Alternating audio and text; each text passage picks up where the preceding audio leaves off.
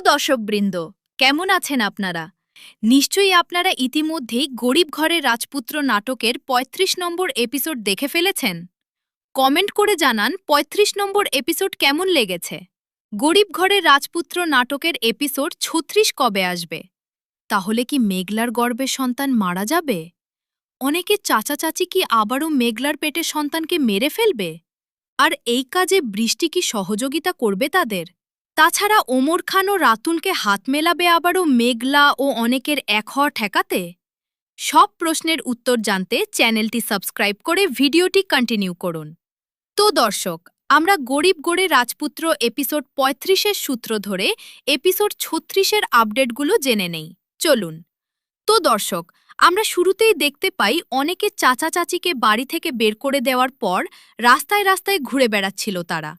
একসময় অনেকে শ্বশুরবাড়িতে গিয়ে উঠবে এমন ভাবনা নিয়ে তারা সেখানে যায়। এর মধ্যে নাটকে ঘরে ঘটে আরেক ঘটনা। মেঘলার গর্ভে সন্তান নিয়ে পস্তির মহিলারা তাকে অপবাদ অপদস্থ করতে থাকে, কলঙ্ক দিতে থাকে। মেঘলা বাড়ি ফিরে অসুস্থ হয়ে পড়ে। তখনই মনে প্রশ্ন জাগে, তাহলে বাচ্চার কোনো ক্ষতি হলো না তো? এদিকে অনেকের পায়ে ধরে তারা ক্ষমা চায়। তার চাচা এক পর্যায়ে তো বলেই দেয় রাতলি মেঘলার গর্ভের সন্তানের ডিএনএ রিপোর্ট পরিবর্তন করিয়েছে। মেঘলার গর্ভের সন্তান অনেকেরই। অনেক এটা জানার পর নিজের ভুল বুঝতে পারে।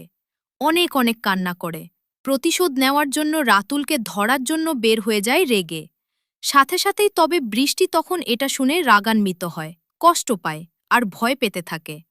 যেহেতু বৃষ্টি অনেকের দ্বিতীয় স্ত্রী, কিন্তু সে কখনোই মা হতে পারবে না।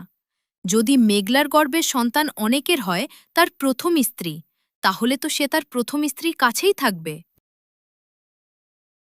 তখন অনেকের চাচা মেঘলার গর্ভের সন্তানকে মেরে ফেলা চক্রান্ত হাতে নেয়।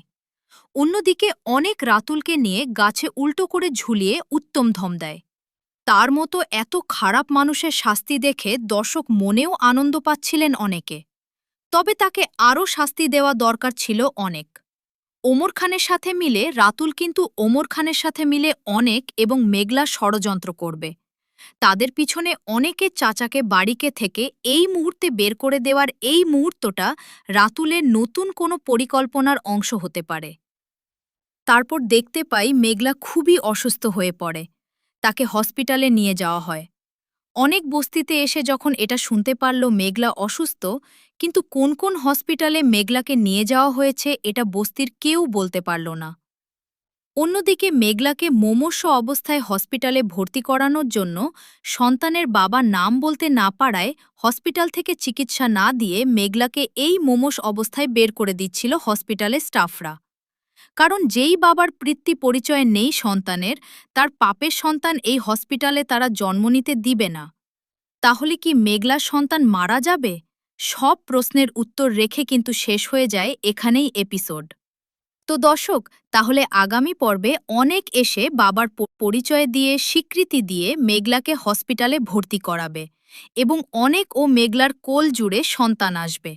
যদিও বাচ্চাকে মেরে ফেলার চেষ্টা করা হবে, তবে তবে তা কার্যকর হতে পারবে না।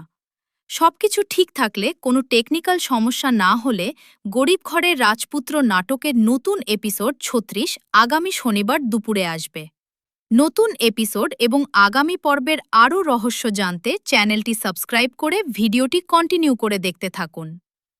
তো দর্শক, গরিব ঘরের রাজপুত্র নাটকের পুরো ঘটনা প্রবাহে সবচেয়ে বড় বিষয় হল মেঘলার অনাগত সন্তানের ভবিষ্যৎ এবং তার জীবন নিয়ে তৈরি হওয়া অনিশ্চয়তা।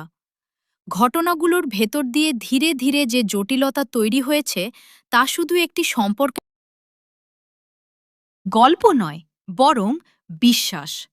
বিশ্বাসঘাতকতা, ভালোবাসা এবং ক্ষমতার এক ভয়ঙ্কর দ্বন্দ্বে পরিণত হয়েছে।